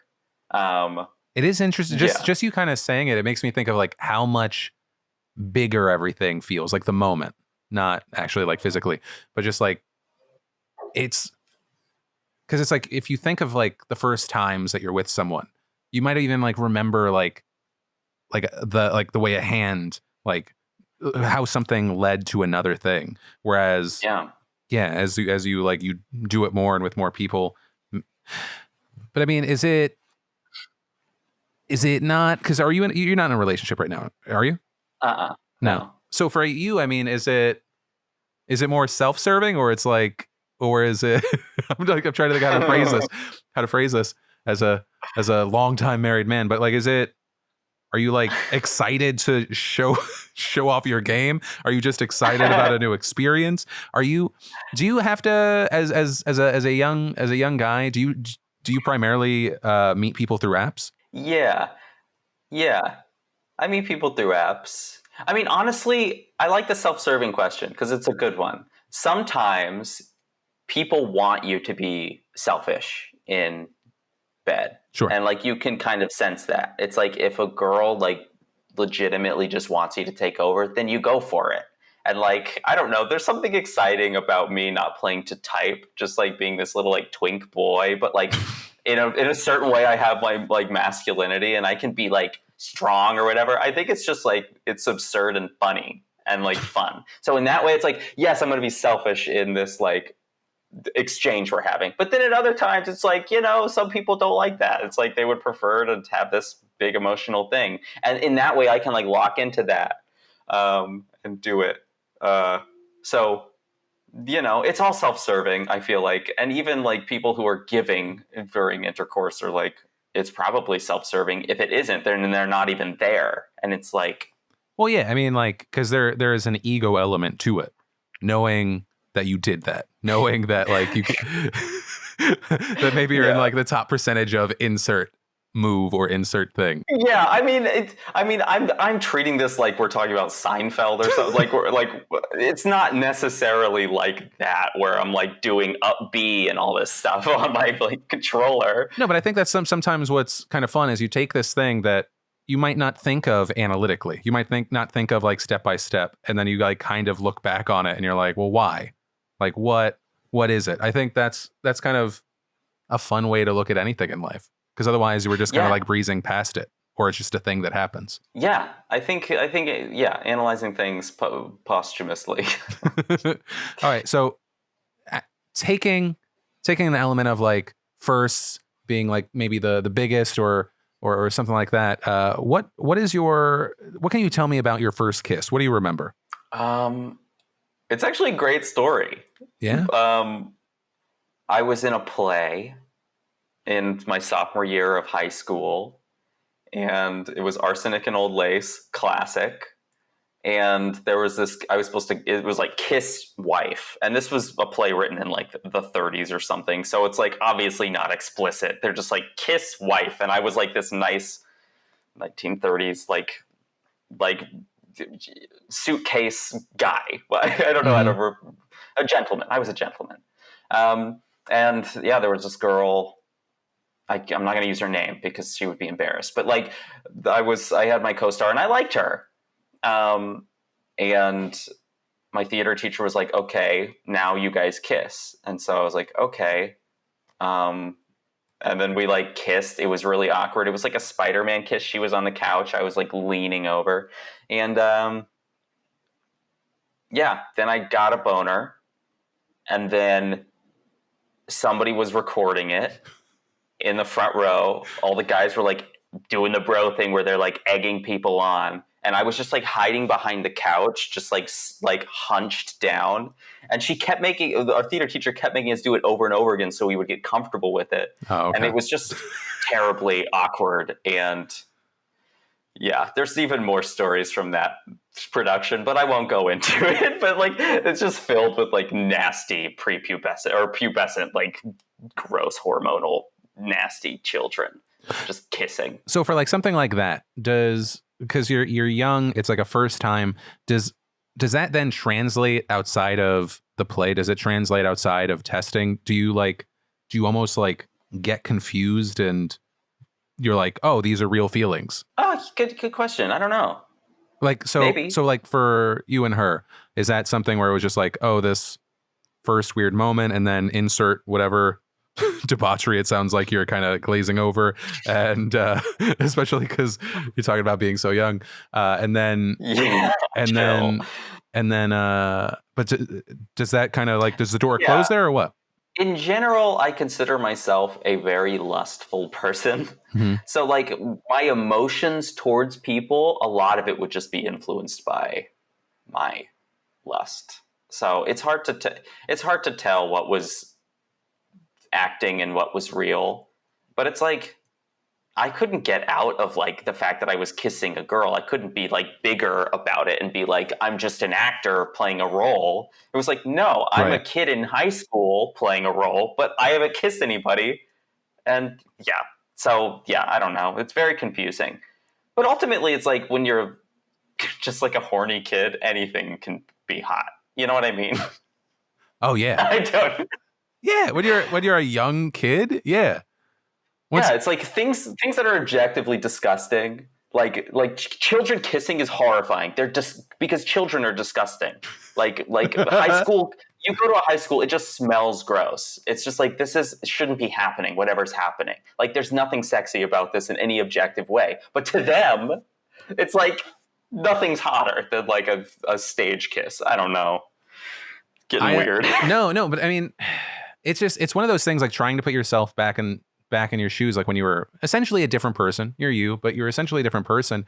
But like for me, my relationship with stuff that's physical has drastically changed. Like I was raised Catholic, which was essentially like feel bad about everything. And so like one of the most emotionally conflicting and like physically conflicting moments in my life is like when you first start discovering your body, right? And you're just like, oh wait, this is a thing, I can do this. And then it's like, and so you like all of a sudden feel amazing, and then just feel like you're the most disgusting individual on the planet. Like you did something inherently wrong. You fractured the fucking universe with a hand and a dick. Like what did you do? Yeah, that's 100% it. And like the stakes are so high because literally there are angels and demons fighting a literal battle in your bedroom while you're doing this, you know, because they're like weight of like sin and all the guilt is there. And even when you're doing it, you know it's bad, but I don't know, it's terrible. But I do miss feeling things for the first time. Like I think my stepdad or my mom's boyfriend at the time had like one of those boxes where you get free cable, right? Where you steal cable. And I remember this, I think it was like the first time I ever saw anything like it. I was home by myself. They were, I had a good upbringing. I think they were out drinking in the middle of the day. But Yeah, I was like flipping through. I think I was watching Titanic for the probably 10th time. But then I was like flipping through the channels, and all of a sudden it's just like hardcore porn. And I was just like, and the only feeling I can equate is the first time you go down a really, really tall roller coaster. I felt like this wave in my chest. It was so outstanding and so alien. I flipped the channel like without even realizing like that. Like it almost. I was like it was overtaking my body. It was that scary, that level. And like I think back and it's like funny now, but I wish there was stuff like that made me feel like that now. I don't know what.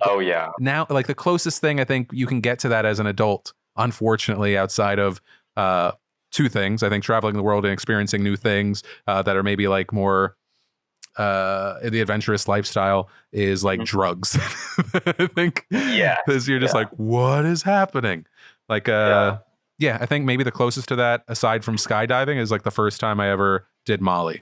I was like, this is amazing. I understand why I'm only ever going to do this 3 times. Yeah, exactly. Yeah, it's scary at that point because you're like messing with this stuff. Oh yeah, you're messing with your brain. It's like, I got to be careful with this. But I'm also like, I get this. Go for it. I get a similar feeling when I'm like almost in a car wreck or something. You know, you just feel like, my soul left my body. That's how I felt the first time I saw like there was like an ad on my computer for like porn when you would get pop-up ads. I was like, I saw an ad for like just a woman with her breasts exposed. I was like, holy shit. I had to scroll past it as fast as I could. It was awesome. I love it. Hey, I hope you're still enjoying the podcast. I just want to take a second to thank one of these sponsors of today's episode of A Conversation With, Skillshare. You know, Skillshare is an online learning community with millions of members and thousands of classes. You take a class, connect with others, even teach a class of your own. And a premium membership gets you unlimited access to high-quality classes on topics like music, production, photography, even how to increase productivity. Definitely one of my favorites is Gary Vaynerchuk's Context is Key Social Media Strategy in a Noisy Online World. Right in under 90 minutes, Gary shares the same tactics and social media strategies all adapted to each major social media platform. Strategies that in the real world he has used to grow brands like GE, PepsiCo, the New York Jets. And honestly, just getting the opportunity to dive into someone like Gary Vaynerchuk's brain, it's pretty great. And Skillshare is curated specifically for learning. There are no ads. They're always launching new premium classes so you can stay focused and follow wherever your creativity takes you. And the best part is that Skillshare is super affordable. Their annual subscription is less than $10 a month. So do it. Explore your creativity at Skillshare.com/DeFranco. And first 1,000 people to use our link will get a free trial of a Skillshare premium membership. So yeah, it's easy. Skillshare.com/DeFranco. Check it out. Enjoy. I love your face. And back to the podcast. This is a question that puts the mirror on me. Jon, how do you think I want to be perceived? You? You? Yeah. How do you want to be perceived? I imagine you want to be seen as adept and understanding. It's like, I think you value truth to such a degree that you've based your entire life on it. So in that respect, I feel like, yeah, you just want people to see you as an arbiter of truth. Yeah, no, I'd see that. I think, yeah, I don't care if someone calls me a fuckface. I take like attacks on my character and intent. Those are like, if I open myself up to receive that, which I don't often do, those can be the most devastating. That I'm just like, yeah. But in the past, I think it would be like, I'm just going to continue scrolling through it. Because usually it happens in like bunches where it's like, it's not just like 3 offhand comments. It's like 1,000 people want to be like, we just wanted to take a break to let you know that you're a piece of shit and we hate you. That's usually the only time that I ever actually see it. But yeah. Because, you know, a human mind was meant to receive that level of information. No, yeah, that's a mess. I feel like you've been embroiled in some scandal, though. I just can't remember specifically what it was. But people have said things about you that I was like, to you. I mean, that I was like, I don't know if I don't get that vibe from him. No, but it's like once you get something in your head, then it's like, then it's there. Because it's also, I think that there's a there's a pile-on mentality where it's not just like everyone's going to do it. It's like it's fun, and the person is not even a person because they're so big. Like, what is this going to do? And it's like, if you've ever gone through it, you know how emotionally devastating it can be. Especially because it's like thanks to social media, because a lot of us have come up with it. Like, our viewpoint of who we are is very much based off of others. I think that probably for you is related to why you don't post as much, right? When we kind of first started talking, you were like, I'm kind of nervous. It's probably part of the reason. I think part of the reason that I don't post as much is, one, I don't want to bring in other shit into my life, but a lot of the stuff that people really like from me, especially like outside of this political world that we haven't been able to avoid the past 2 years, is like destroying people with words, because I have been very, very, very good at it.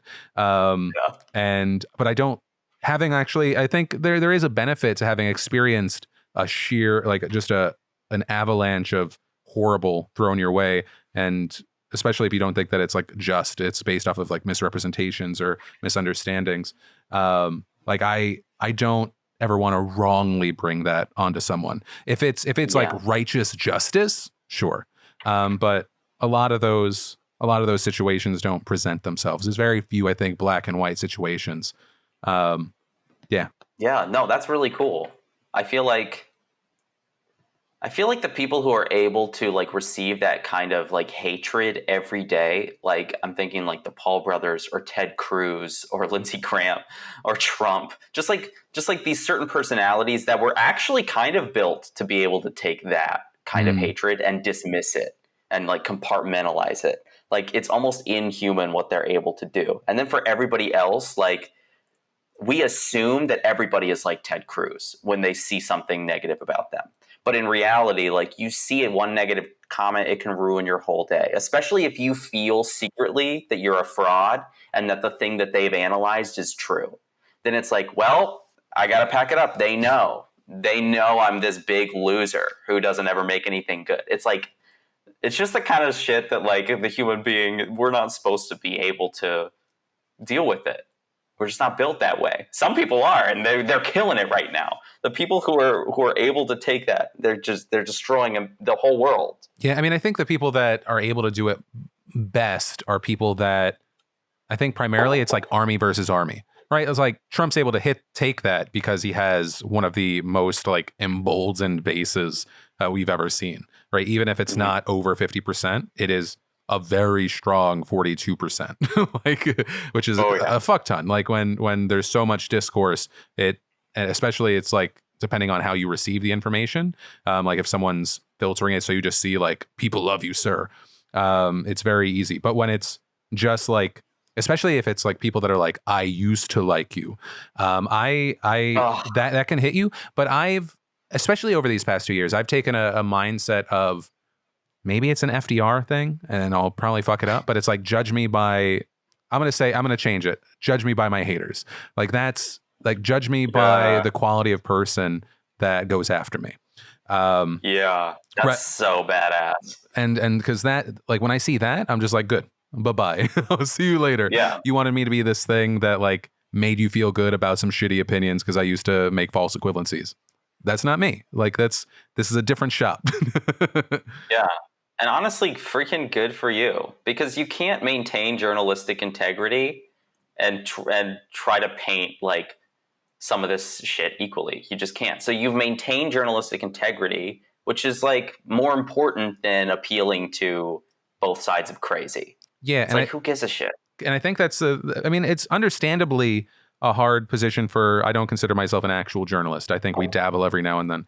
Like, I think that's the thing that's hard for journalists, is because they're constantly being considered the enemy of the people if they don't present something way, and they're constantly presented or like depicted as biased because they're like highlighting the lies and deceptions and misleading things from the position that has the most power. And so that's why you would spend that much time and not giving as much time to someone with lesser power from a different affiliation. It's like, yes, we should talk about both of those things, but obviously the thing that's going to impact more people, let's talk about that. Like, because we're focusing on that. Because on old shows, I'd have to be like, okay, so we have this thing that's obviously bad about Trump, but fuck, guys, I need you to find me something on a Democrat.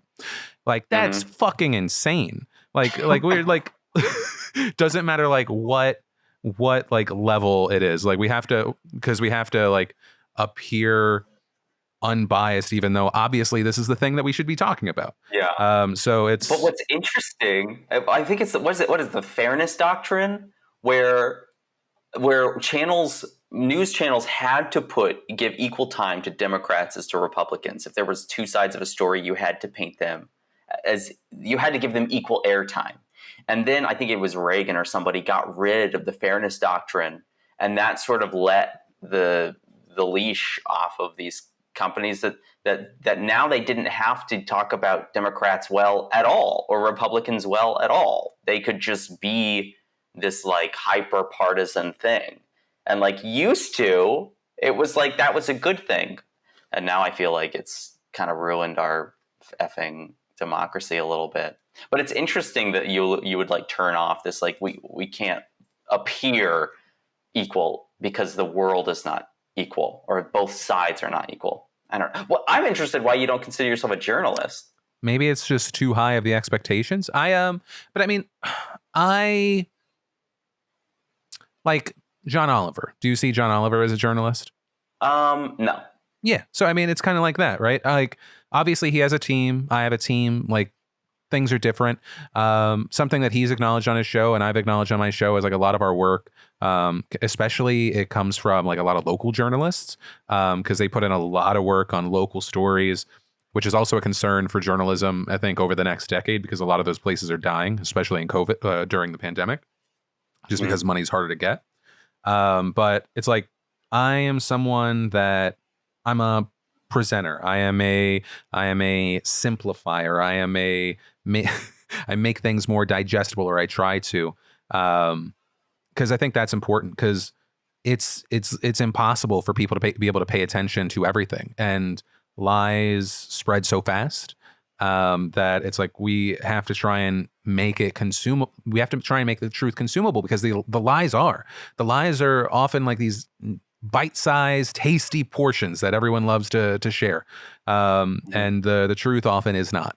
The truth is often deeper, and so it's like, how do we find this not middle ground, not in presentation, but or not in like the facts, but this middle ground of getting as deep as possible while making it consumable. So that's my biggest hurdle. But I don't know. I think I just have a greater respect for journalists, and I don't greatly respect myself. I think if I wrote it down. I was gonna like equate you not calling yourself a journalist. It's like me not calling myself like an artist, which I wouldn't. It'd be like, oh yeah, the things I make are very commercial, and so it's like not necessarily art. And that's because I respect artists the same way you respect journalists. And it's just like maybe a different animal. But that's not to say that it's not incredibly valuable what either of us are doing. Obviously it's valuable, or we wouldn't be doing it. It sounds like you're trying to convince yourself. I am. Oh my goodness. John, I think we got time for 2 more questions. You got time? Sure. I've got nothing going on. You're like, I'm going to play some Among Us after this. Actually, do you play video games? I play competitive ones with my roommates. Yeah, we're into Smash and Duck Game. Oh God, fucking! I saw your ears perk up, Zach. Zach plays Smash. How many hours a week do you think? Yeah. Just fucking throw out a number. You know. My total hours is over 2,000. Your total hours is over 2,000. Just on the last one? Wow. So holy shit. My man is dedicated. That dude is like Malcolm Gladwell in like 8,000 more hours he'll be the Beatles. I like looked over because I have 2 cameras or 2 presentations of you, and he was like, so wait, who's your main? Only Smash people are going to listen to this podcast now. Let's do it. My main, I main Pac-Man mostly, but honestly, it kind of goes back and forth. I like Pit, I like Bowser, I like Ike. I mean, okay. I like playing with a lot of different types of characters. Honestly, I'm not very good, but like I play it all the time. Okay, because I was like, I got to in college, I got to drunk good. I could beat everyone except the actually good guy. But that was like, there you go. but that was back in the day where everyone's just like spamming down with Kirby, and like only two people know how to counter it.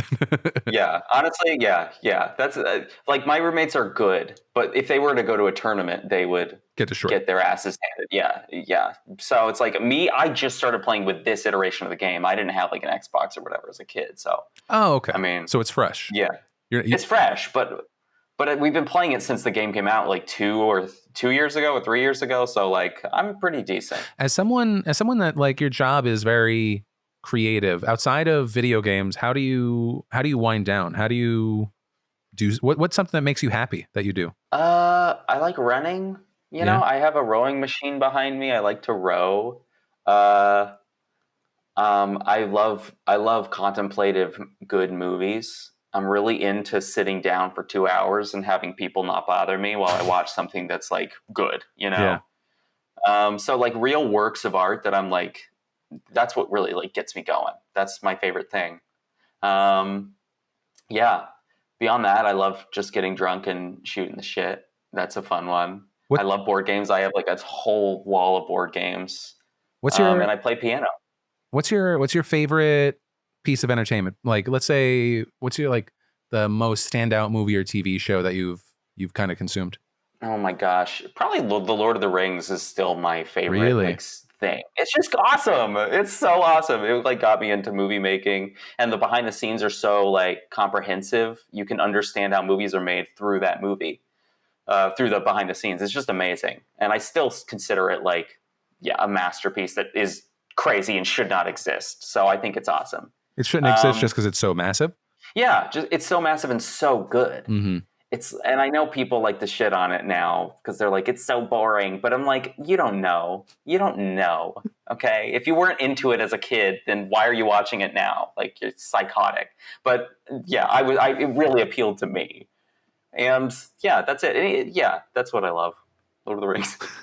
Hey, it's me again with another shout out to one of today's sponsors, Upstart. Everyone's looking for a way to feel more financially secure, especially right now. So if you find yourself throwing money away every month at high interest credit card debt, it is time to check out Upstart because it is the revolutionary online lending platform that knows that you're more than just a credit score. And Upstart offers loans from $1,000 to $50,000 so you can consolidate debt into one easy fixed rate payment, and it is completely online. I mean, it could not be easier. And you can even be rewarded based on things like your education and job history, but you don't need a degree or diploma to actually apply. Also, Upstart makes it fast and simple to check your rate without affecting your credit score since it is a soft pull. And a thing to note, the hard pull only occurs if you accept your rate and proceed with your application. And the best part, you get your money quick. If the loan is approved and accepted, most people get their funds the very next business day. Which on that note, over 400,000 people have used Upstart to pay off credit cards or meet their financial goals. So go ahead and set yourself free from the burden of high interest credit card debt and get back to using your money your way with Upstart. So to see why Upstart has a 4.9 out of 5 rating on Trustpilot, just go to upstart.com/DeFranco to find out how low your rate can be. Checking your rate only takes a few minutes. And again, that is upstart.com/DeFranco. And as a disclaimer, your loan amount will be determined based on your credit, income, and certain other information provided in your loan application. And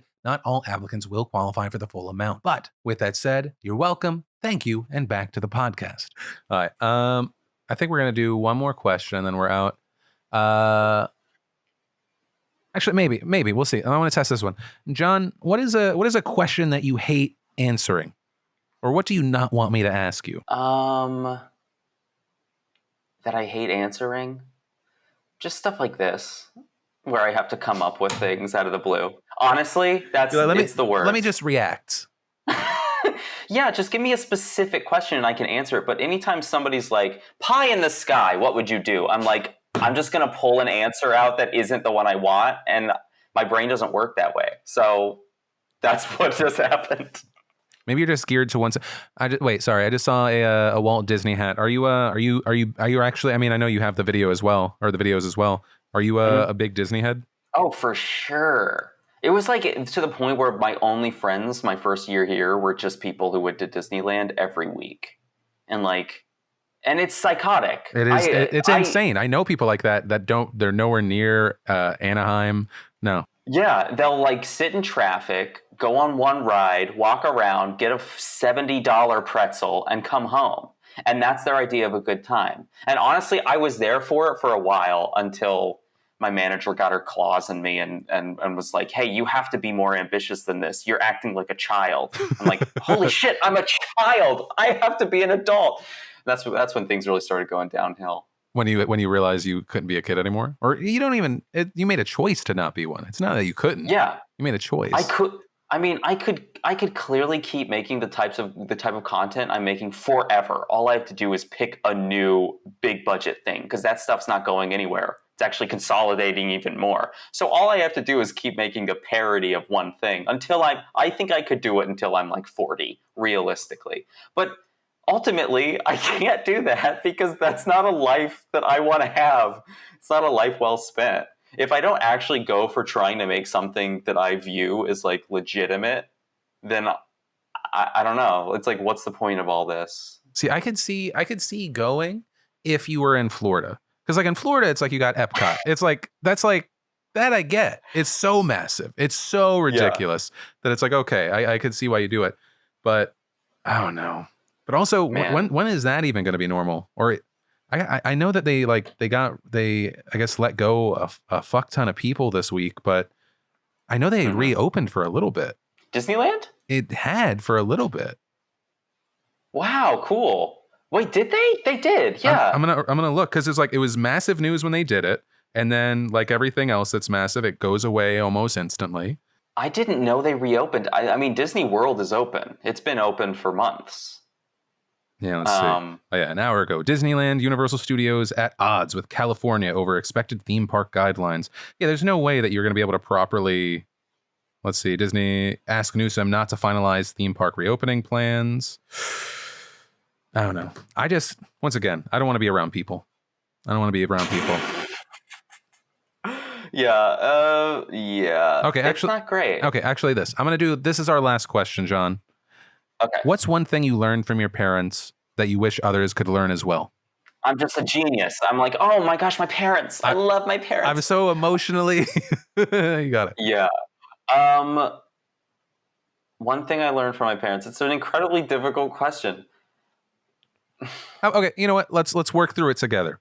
Thank you. What do your parents do, or what did they do when you were growing up? My mom is a pediatric nurse. My dad is a pastor. Who do you relate to the most? My dad. Is it because you have so much lust? Is that why? Probably. No.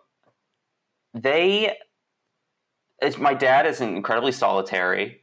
He loves work. He studies more than any human being should, like 8 hours a day. He's a double PhD. He's very intelligent. And also, he believes the earth is 6,000 years old, you know? And it's like, I think I have that same thing in me where I'm like, I feel like I've done something incredible with my channel. Like, really, it's incredible what I've been able to do.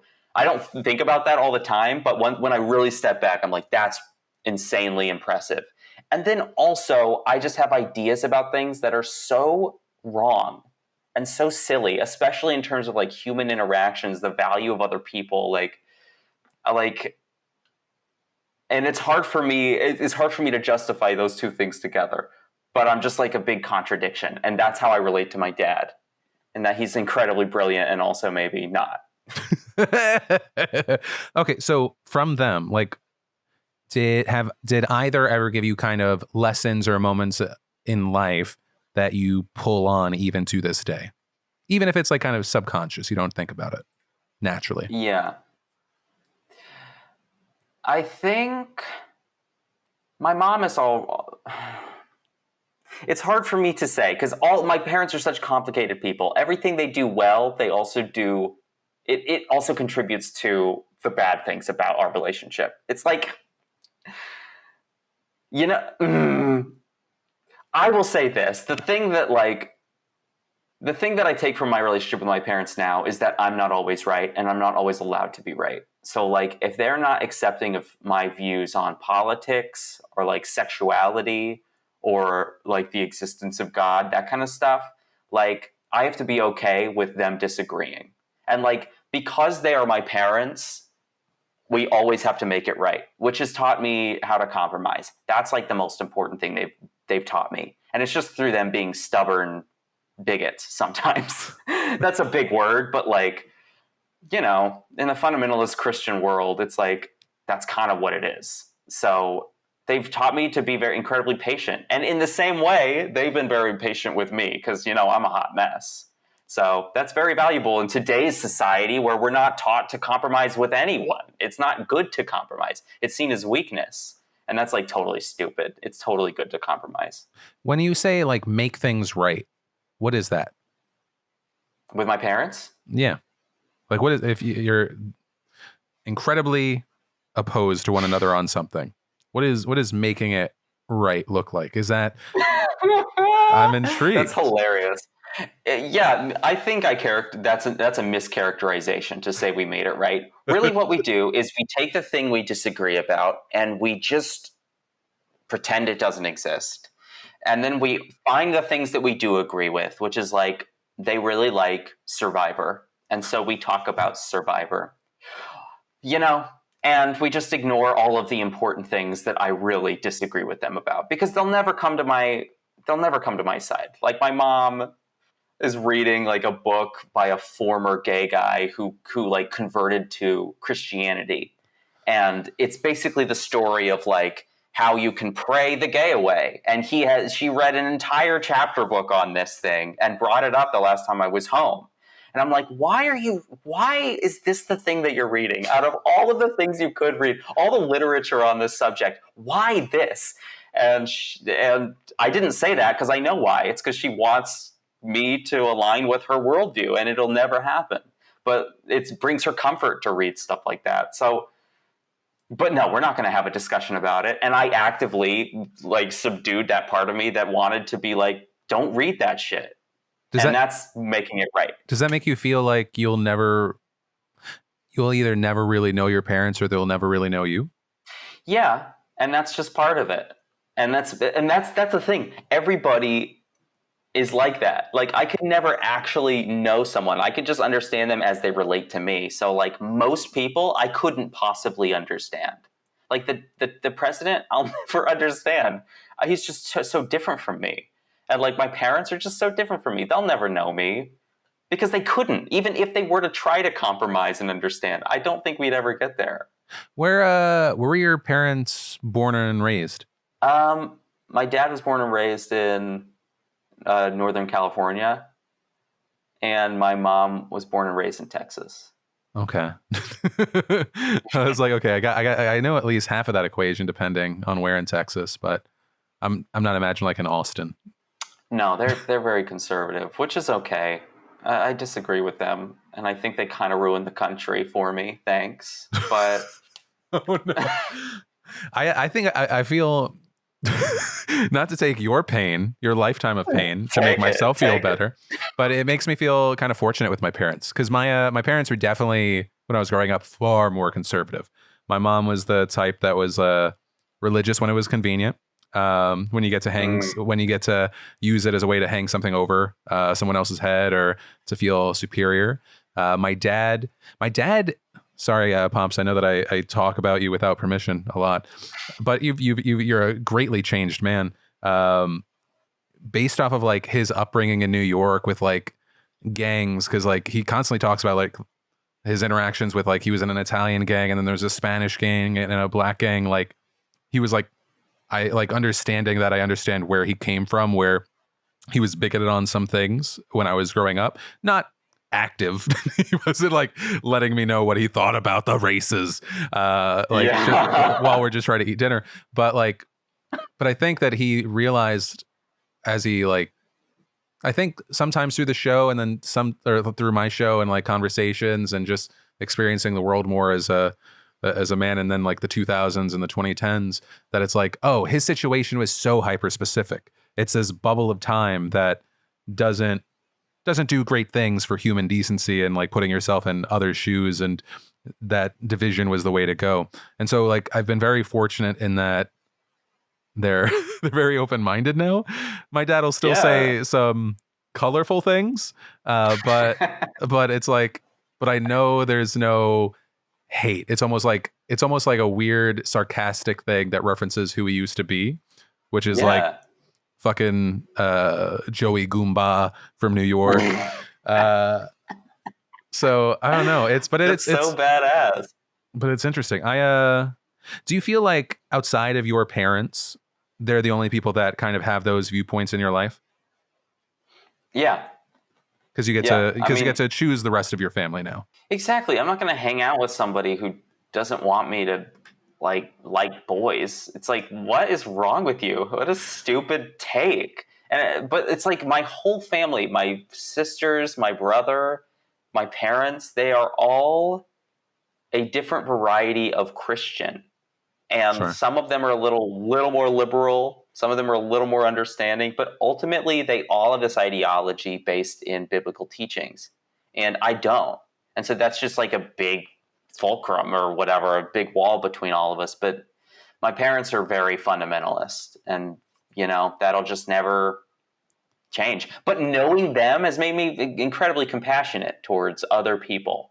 And not just like fundamentalist Christians, like fundamentalists of all different shades and colors, like fundamentalists like Muslims or like Hasidic Jews, or even like fundamentalist atheists who are horrible. So it's helped. To just allow yourself to see like, okay, at the end of the day, they're still a person. They're not maybe coming from a point of like, I want to hate or I want to make someone feel less than, but they're operating on maybe different source material.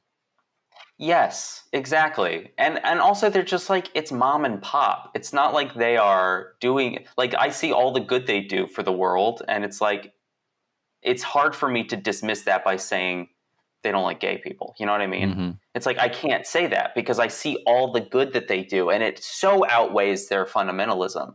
Like, of course. So I have to think most people are like that. Now, there's some people that aren't like that, and that's why I think the president, whatever, he got coronavirus, I don't care if he lives or dies. But that's because I don't feel like fundamentally he's doing good things from the kindness of his heart. I feel like he's kind of evil, whereas my parents aren't. But do you feel like that comes from a standpoint of like, them? Like, do you feel like how you've made peace with, or like said like this one thing outweighs the other, maybe people in his orbit do? Yeah, I mean, probably Ivanka Trump thinks all of this shit. I don't know. But it's like, when you just look at his resume, it's like, the dude is evil. I mean, the dude is evil. And I've dealt with people like him, like super producers in LA, and I know they're evil because of the way they take advantage of me. And I've like dated some people who were like that, who were kind of evil. And I know they don't care about me. Like, in just like that, they don't care about people. And that's how I feel about the president, not even based on like all of this media speculation, but just based on like a book I read about the guy from like the Washington Post, just outlining his resume and how he speaks to people. It's like so clear to me that he's operating on a different level of like fundamentalism that's just so negative. And I don't think, this is a crazy thing to say, but I don't think like all of like human life is like that valuable, like an individual human life, that they can like take shit from other people like in mass and be, their life be considered valuable. Whew. Wait, can you expand on that? I'm confused by that last part. Yeah. It's because I'm not a PhD. I don't have a master's or anything like this. I'm just speaking out of my ass about philosophy. Don't know who Plato is. But ultimately, I don't think like individual human lives are inherently valuable just because they're conscious. I think the value of a human life comes in what they're able to bring to the prosperation or whatever. That's not a word, but the prosperity of, people. Like, do you minimize human suffering? Do you maximize human joy?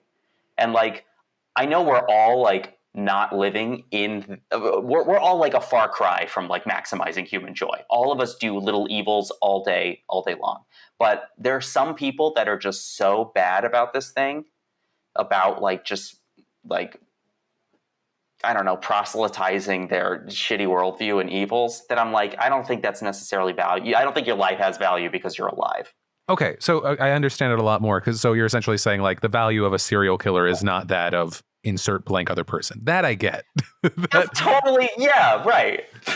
Sorry, I was like, some people just don't have like. I was so lost for a second. I get that. Super messy. But anyway, yeah, the way you said it was so. It makes so much more sense. Because that's you said it in like one stance. Because that's my job. I make things consumable. That's good. I bring it back around. Good. Well, I want that. Well, Jon, I hope I was about to end it. Jon, I hope your relationship with your parents gets better. I have a lot of friends like that. My my Amanda, I'm going to put you on the spot. My producer, I think, is probably nodding her head a lot. She constantly talks to me about her family after she posts stuff on Facebook. I was just like, I'm like, that's been like the last 3 years for you. What did you thought they were going to be like? Well, actually, good point. Yeah, no. Sorry, Amanda. Yeah, we have to suffer. It's our lot in life. Yeah, you're not gonna be able to move them. But Jon, is there actually? You know what? No. Last thing. If I always ask this, if you have a piece of advice for someone, could make their life better, maybe make their work better, anything. It takes you from here to here. What would you say? I would just say front load the pain. Like the thing that you don't want to do, whether it's like, oh, I could spend 5 minutes on this email, but I don't want to. Or like admitting that you're not in love with your girlfriend. Like you just have to front load it and then you can move on. Be honest about where you're at. That's like the best advice I would give myself is just to be honest and to front load the pain. So you're saying don't stay in a relationship for a year and slowly hate that person more and more because you don't want to be the person that breaks up? Yeah, that's exactly what I'm saying. Yeah, in all aspects of life, just front load the pain, and you'll be better than most people because it's not. We're not built for that. We're built to avoid the pain. I'm gonna put that on a shirt, Jon. Front load the pain. It's my new workout line. Love that. Do it. Literally think that when you're working out. That's what I do.